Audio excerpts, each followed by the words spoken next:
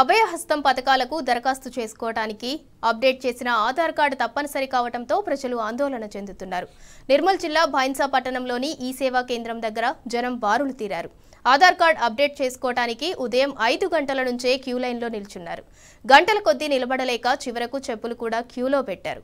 గత కొన్ని రోజులుగా ఈ సేవా కేంద్రాల దగ్గర ఇదే పరిస్థితి కనిపిస్తోంది.